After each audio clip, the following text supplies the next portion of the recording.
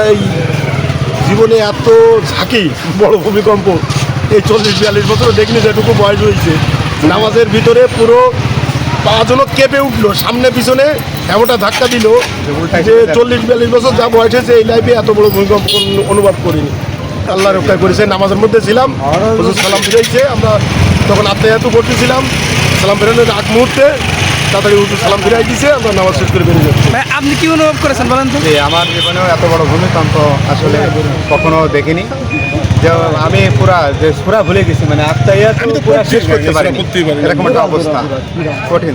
যাই হোক, হুজুর দুটো শেষ করছে।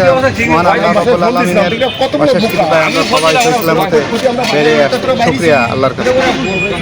ছিলাম হঠাৎ, মানে এমন জোরে কেঁপে উঠলো যে আমার লাইফে আমি জীবনে কখনো এরকম ভয় পাইনি। নামাজের মধ্যে তো উঠে হঠাৎ আত্মায়াতু কথা ভুলে গেছি ভয়তে যে কী পড়বো, হঠাৎ